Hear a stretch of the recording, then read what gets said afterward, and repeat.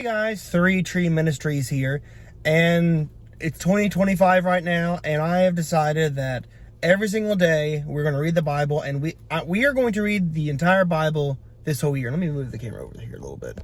There we go, that's a little bit better. So 2025, every single day we're going to chip away at the Bible, and we're going to read the whole Bible this year, and I hope you enjoy this journey with me. So we're going to start with Genesis 1. I am in the ASV version right now, and we might bounce back between versions every now and again to cover all the bases, the good versions that's going to help people grow closer to the Lord. So here we go. By the way, I've never read the Bible all the way through front to back, so we're going to read a little bit of the Old Testament and like a little bit of the New Testament, and I have this plan that we should cover the whole Bible in 1 year. So Genesis 1, in the beginning God created the heavens and the earth was waste and void. The darkness was upon the face of the deep, and the Spirit of God moved upon the face of the waters. And God said, "Let there be light," and there was light. And God saw the light, that it was good, and God divided the light from the darkness. And God called the light day, and the darkness he called night. And there was evening, and there was morning, one day. And God said, "Let there be a firmament in the midst of the waters, and let it divide the waters from the waters." And God made the firmament, and divided the waters which were under the firmament from the waters which were above the firmament. And it was so. And God called the firmament heaven. And there was evening, and there was morning, a second day. And God said, "Let the waters under the heavens be gathered together unto one place, and let the dry land appear." And it was so. And God called the dry land earth, and the gathering together of the waters called he seas. And God saw that it was good. And God said, "Let the earth put forth grass, herbs yielding seed, and fruit trees bearing fruit after their kind, wherein the seed therefore upon the earth." And it was so. And the earth brought forth grass, herbs yielding seed after their kind, and trees bearing fruit, wherein is the seed thereof, after their kind. And God saw that it was good. And there was evening, and there was morning, a third day. And God said, "Let there be lights in the firmament of heaven to divide the day from the night, and let them be for signs, and for seasons, and for days and years. And let them be for the lights in the firmament of heaven to give light upon the earth." And it was so.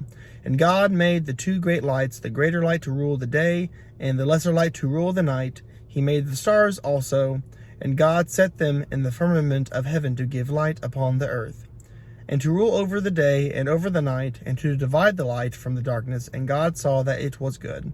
And there was evening, and there was morning, a fourth day.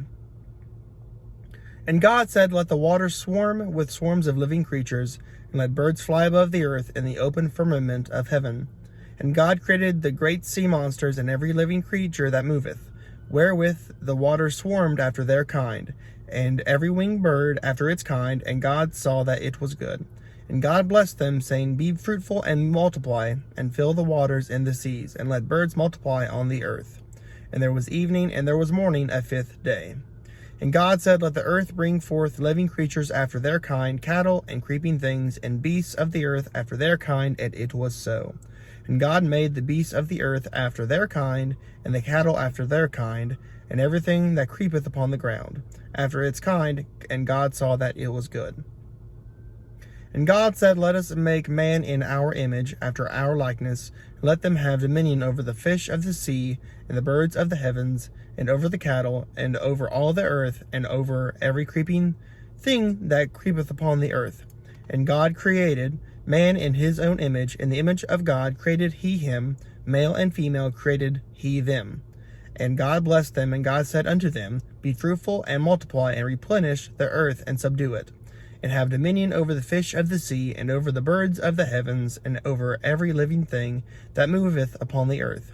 And God said, "Behold, I have given you every herb yielding seed which is upon the face of all the earth, and every tree in which is the fruit of a tree yielding seed. To you it shall be for food. And to every beast of the earth, and to every bird of the heavens, and to everything that creepeth upon the earth, wherein there is life, I have given every green herb for food." And it was so. And God saw everything that he had made, and behold, it was very good. And there was evening, and there was morning, the sixth day. That's Genesis 1, on to Genesis 2. And the heavens and the earth were finished, and all the host of them. And on the seventh day God finished his work which he had made, and he rested on the seventh day from all his work which he had made. And God blessed the seventh day and hallowed it, because that in it he rested from all his work which God had created and made. There the generations of heavens and all the earth, when they were created, in the day of Jehovah God made earth and heaven. And no plant of the field was yet in the earth, and no herb of the field had yet sprung up, for Jehovah God had not caused it to rain upon the earth, and there was not a man to till the ground. But there went up a mist from the earth, and watered the whole face of the ground. And Jehovah God formed man of the dust of the ground, and breathed into his nostrils the breath of life, and man became a living soul. And Jehovah God planted a garden eastward in Eden, and there he put the man whom he had formed. And out of the ground made Jehovah God to grow every tree that is pleasant to the sight, and good for food. The tree of life also in the midst of the garden, and the tree of the knowledge of good and evil. And a river went out of Eden to water the garden, and from thence it was parted and became 4 heads. The name of the first is Pishon, that it was which compasseth the whole land of Havilah, where there is gold, and the gold of that land is good. There is bdellium and the onyx stone. And the name of the second river is Gihon, the same is it that compasseth the whole land of Cush. And the name of the third river is Hiddekel, that it is which goeth in front of Assyria. And the fourth river is the Euphrates.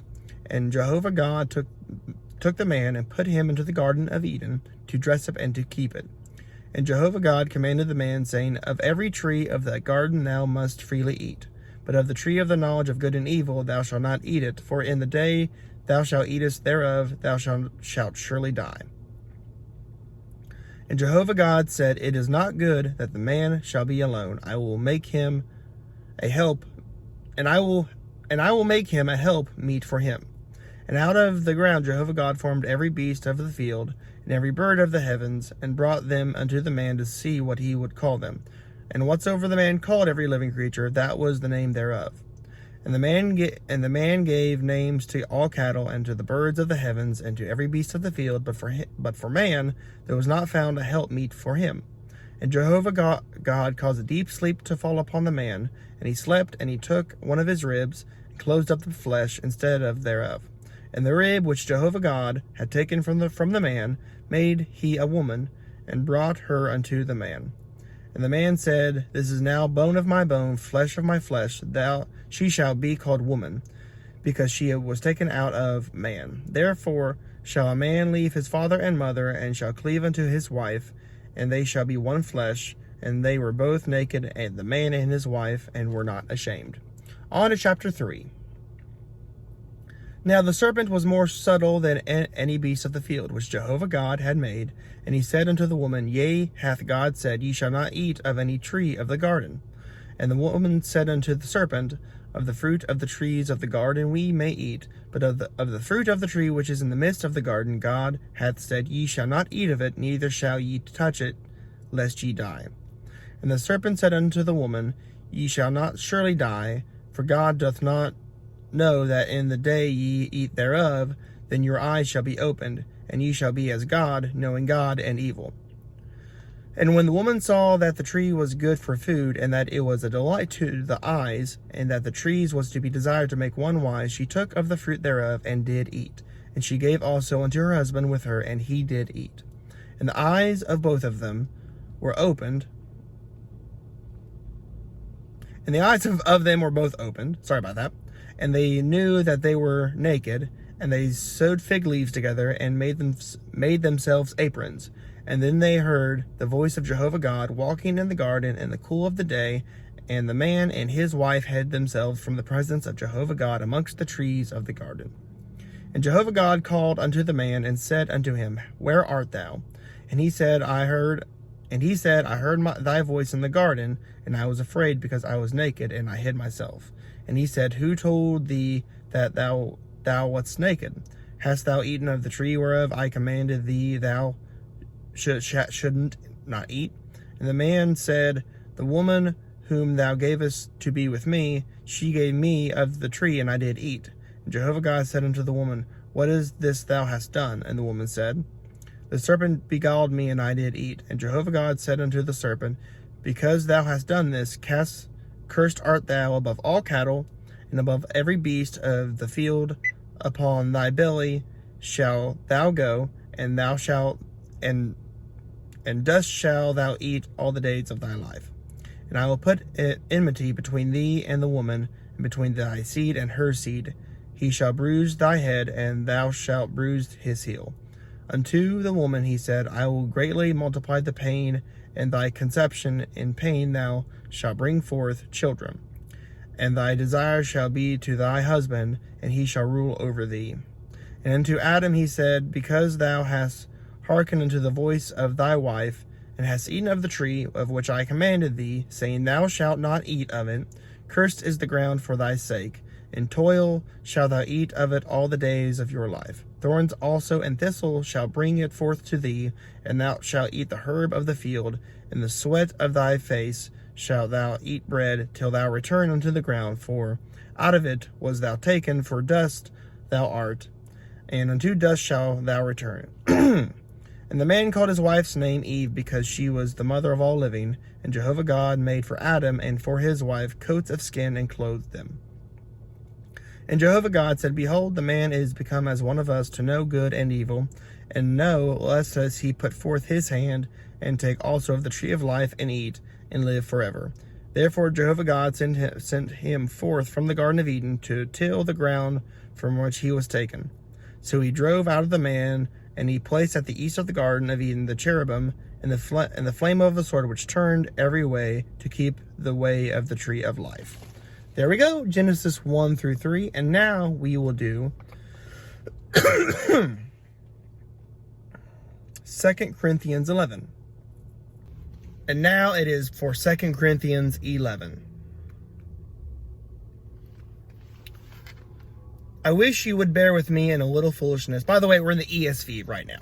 We changed it up a little bit. I wish you would bear with me in a little foolishness. Do bear with me, for I feel a divine jealousy for you, since I betroth you to one husband, to present you as a pure virgin to Christ. But I am afraid that as the serpent deceived Eve by his cunning, your thoughts will be led astray from a sincere and pure devotion to Christ.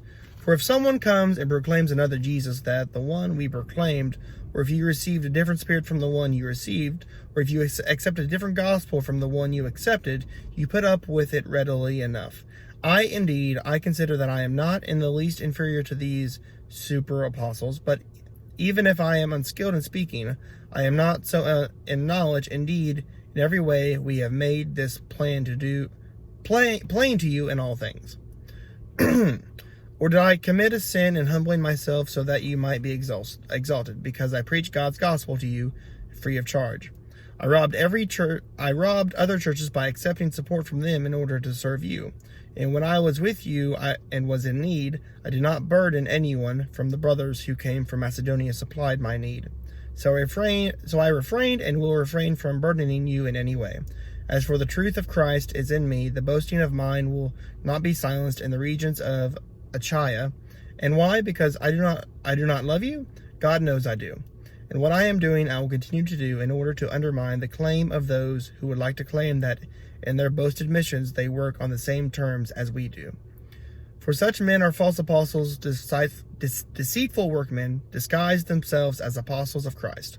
And no wonder, for even Satan disguised himself as an angel of light. So it is no surprise if his servants also disguise themselves as servants of righteousness.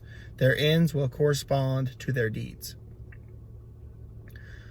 I repeat, let no one think me foolish, but even if you do, accept me as a fool, so that I too may boast a little. But what I am saying with this boastful confidence, I say not as the Lord would, but as a fool. Since many boast according to the flesh, I too will boast. For you gladly bear with fools, being wise yourselves. For if you bear it, if someone makes slaves of you, or devours you, or takes advantage of you, or puts you on airs, or strikes you in the face, to my shame I must say we were too weak for that. But whatever anyone else dares to boast of, I am speaking as a fool. I also dare to boast of that. Are they Hebrews? So am I. Are they Israelites? So am I. Are they offspring of Abraham? So am I. Are they servants of Christ? I am a better one. I am talking like a madman. with far greater labors, far more imprisonment, with countless beatings, and often near death. 5 times I received at the hands of Jews the 40 lashes less one. 3 times I was beaten with rods. Once I was stoned. 3 times I was shipwrecked. A night and a day I was adrift at sea, on frequent journeys, in danger from the rivers, and danger from robbers, danger from my own people, danger from Gentiles, danger in the city, danger in the wilderness, danger at sea, danger from false brothers, in toil and hardship, through many a sleepless night, and hunger and thirst, often without food, and cold and exposure. And apart from other things, there is the daily pressure on me of my anxiety for all the churches. Who is weak and I am not weak? Who is made to fall and I am not indignant? If I must boast, I will boast of all the things that showed my weakness. That God the Father of the Lord Jesus, he who is blessed forever, knows that I am not lying. At Damascus, the governor under King Aretas was guarding the city of Damascus in order to seize me, but I was let down in a basket through a window in the wall, and it escaped his hands. There we go. 4 chapters in the Bible. We're going to do this every single day. We're going to get through the whole Bible. I'm still trying to figure out which version would be the best for this, but regardless, thank you so much for watching. God bless. I'm praying for you. God loves you. God's got a plan for you. Thank you and goodbye.